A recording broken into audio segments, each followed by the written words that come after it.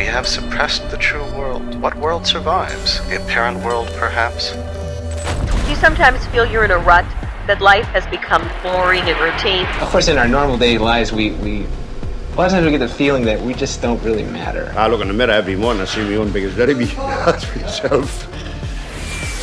It may not be long before some give up on reality and slip quietly into cyberspace. Technology is developing in such a way as to control human beings, eliminating human intelligence, human judgment, human intuition. None of this is real, it's all been dreamt up. We're in a world where interactivity has taken over. A world that only exists as a stream of electronic pulses. A world that hides the individuality of people. A world which demands of its devotees enormous commitments in time and involvement. In return, it confers the illusion of power. For one enthusiast, that's a real advantage.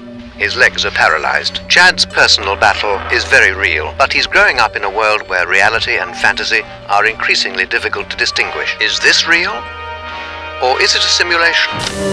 Virtual reality's potential applications are limited only by our imagination. The computer's calculations are presented in a form that feeds directly to the brain. Might get modified, might be changed in ways that we had never thought possible. Now you get a full colour illusion of 3 dimensions and in much greater detail. Being present in life is something that people find quite difficult to deal with. There's no stepping back from it. Let's see, 8 minutes. Not bad, I suppose, but these 8 minutes can't be lived again. Let me understand this. This machine humiliates you if you don't do well. We don't possess the present. The present is being taken away from us, and we're kind of buying it as packages from an increasingly sophisticated technology. To be here is truly to stand on freedom's edge and in the shadow of a wall that has come to symbolize all that is darkest in the world today. Art has always evolved in parallel with technology. New horizons were opened up by the invention of the printing press, the camera, and the electric guitar. Video games are our newest cultural form, and they are developing faster than anything before, a fitting mirror for our accelerated 21st century society. One day, games might even start to play us. But it could go much further than that. It could be a new means of communication, an intense, multifaceted way of seeing the world and letting the world see you. The idea that the piece of work is not finished until the audience come to it and add their own interpretation, and what the piece of art is about is the grey space in the middle. That grey space in the middle is what the 21st century is going to be about. I always tell parents, would you rather have your young child in their room playing a video game or in the streets doing God knows what? Exactly, yeah. But if you think this is all a bit much, a bit too like 1984, then don't worry, even computers, it seems, are human. The true world, an idea that no longer serves any purpose, that no longer constrains one to anything, a useless idea that has become quite superfluous.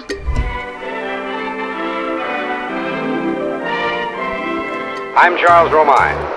This is a report on a revolution in machines. This new breed of machines will unquestionably require a new breed of professional man that enables them to understand the social forces created by the machine. Beautiful dreamer. 1953, the whirlwind computer having a visual display, if only in the form of a single moving dot. The kind of problem that whirlwind could handle was to calculate the path of a ball that's bouncing on a table, or a ball that falls off the edge, or the track of an enemy bomber. A vector symbol indicates the heading of the fighters as they fly toward the point at which interception will take place. Impressions of the American build-up for the Battle of Korea include this view of the aircraft carrier Bataan. Well, after watching Whirlwind in operation, it seems it has a high degree of mental activity. By the early 1960s, a way of interacting directly with the computer by using the screen itself had been invented: Sketchpad. Sketchpad had a fairly limited capacity for vector scan display, but what it could show involved some ingenious calculations in 3-dimensional space. By 1961,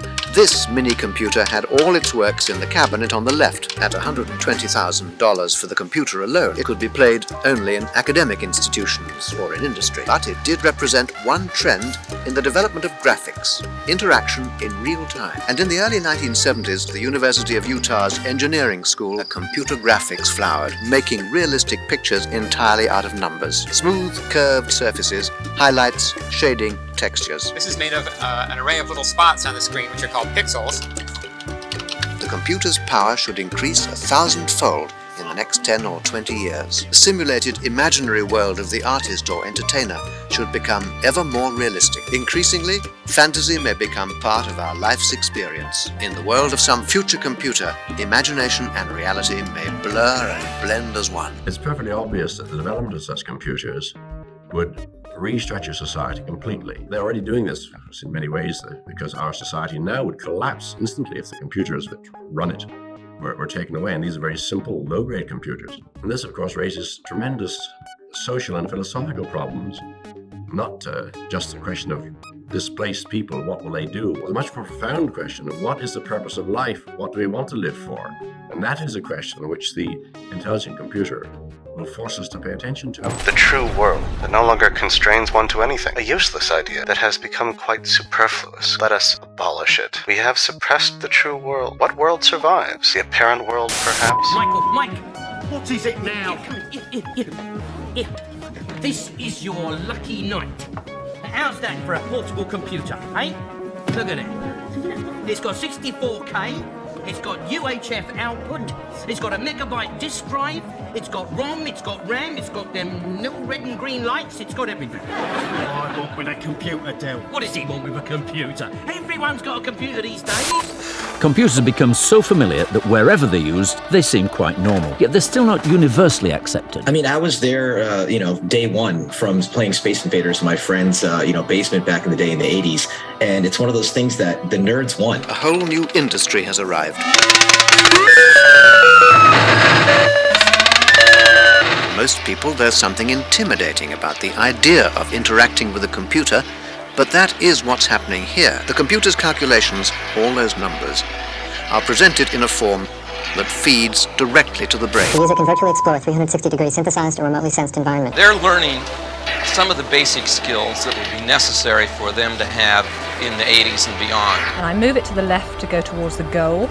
Oh dear. There's a tackle. Oh, I've laid Judith out flat. Because designers have developed a technique for treating one man not as one complete block, but as one particular collection of squares, which they call a sprite. Now, a sprite can be moved not block by block, but as little as square by square, giving much smoother movement. The birth of the sprite means that small computers will in future be able to generate very complex moving graphics, and that's going to be a major step forward. And it all depends on computer graphics. This kind is called vector scan. The electron beam moves directly from place to place on the screen, switched on and off by the computer's calculations. Another way of composing the image is just the same as is used in color television. This is raster scan. The picture is painted line by line. Each line is divided into basic units called pixels, individual boxes that are coded both for brightness and for color. And just to prove that it's made up of thousands of separate points in the memory, I will now disintegrate the world. By 1980, color graphics were the norm. Manic Miner is all about a little miner who stumbles down a forgotten old mine. Duncan, what do you think of Manic Miner? It makes too much noise and the colours are too bright. What did you think of the graphics? I thought they were quite interesting, but I didn't like the colours much. What about the noise? Oh no, I wouldn't be able to stand the noise for much longer than about 10 minutes.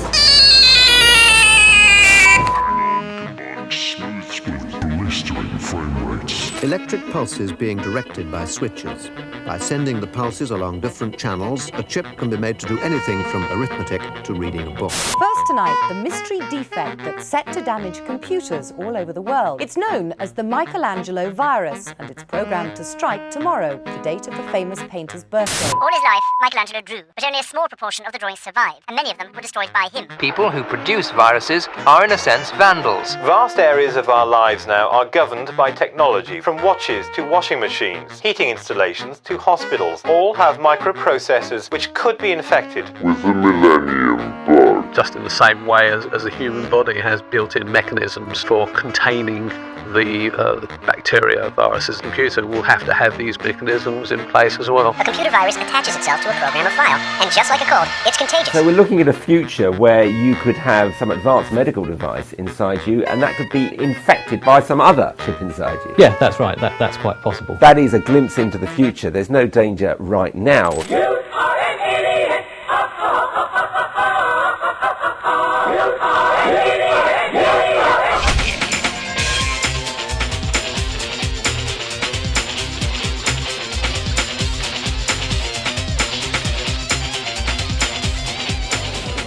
The explosion in video games like these has been quite extraordinary. Even though we're in one of the worst recessions this century and consumer spending's flattened its back. During 1991, 7,731 businesses failed in London. That's up 48.1%. Sales of video games this year are expected to at least double. Are video games really going to last? Nintendo paid millions today for a 25% stake in a Warwickshire firm called Rare. Donkey Kong, king of the video jungle, beating the Japanese at their own game. Rare, which will take on about 170 new staff, invented the world's fastest selling video game. Kong was made in Britain and makes money, £300 million so far, and prospects for investment in this sector of the toy market seem to be improving in leaps and bounds.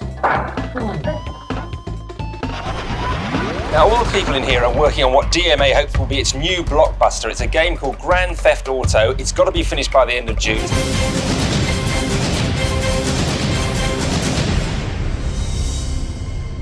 You might think Darren here has gone completely mad, but what he's actually doing is executing punches in the motion capture department. It's all about a car chase through the streets of a fictional, probably American city. Here are some of the maps they've been working on.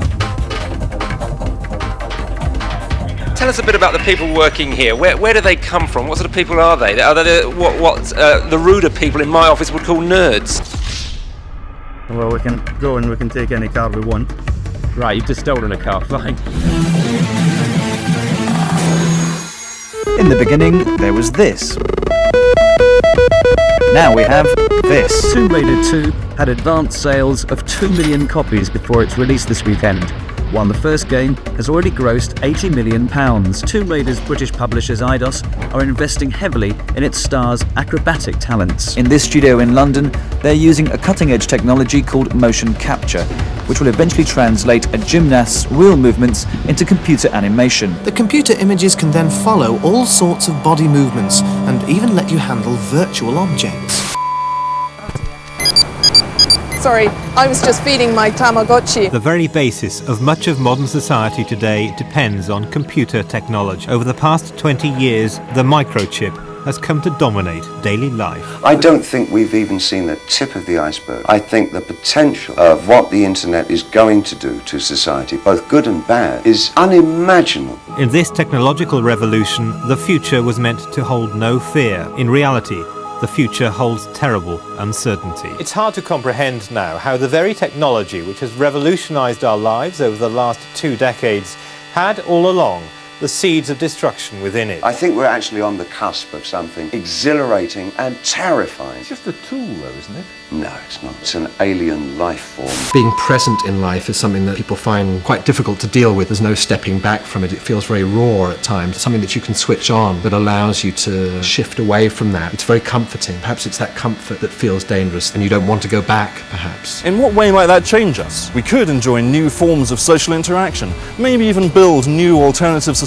Or we could become willing slaves of the Matrix and entertain ourselves to death. On holiday in the Pennines, Richard Feynman is paid a neighbourly visit by Yorkshireman Sir Fred Hoyle, the astronomer, cosmologist and science fiction writer. At first sight, there seems little in common between the study of galaxies and nebulae billions of miles in diameter and millions of light years old, and nuclear physics, where particles exist for only a millionth of a second. Hoyle and Feynman share an interest in the foundations of physics, and exchanging ideas in the local pub is always as profitable as it is enjoyable. Yeah, it's like the old story, isn't it? The chap with the under the single lamp in the street. Yes, that's right. Where a passerby says, "What are you looking for?" He says, "I'm looking for my key," and they search for it for a few minutes. And at the end of these minutes, the passerby said, "Are you sure you lost it here?" And the man said, "Not at all, but unless I lost it here, I'll never find it." Because the light's better. Yeah. These are kind of disciplines that to know when you know and when you don't know, and what it is you know and what it is you don't know. And it's you got to be very careful not to confuse yourself. If physics is the organization of matter, metaphysics is the organization of truth. And on 500-year cycles, we seem to reorganize our view of truth. From the family with Christ to the Nicene Creed and the development of the church state in 500 to the nation state in 1000 and the secular non-secular debate with the discovery of the New World and imperialism in 1500. The changes in science and intelligence and matter giving us yet another organizing premise for a 500-year horizon. We have gone from a philosophy in those those periods of holism to pantheism to cause and effect, and I think cause and effect has been a driving force since John Locke talked about rules of reason and logic, and now we're giving it to the scientists in chaos. If you give me the right man in any field, I can talk to him. I know what the condition is. That he did whatever he did as far as he can go. That he studied every aspect of it as far as he has stretched himself to the end. He's not a dilettante in any way.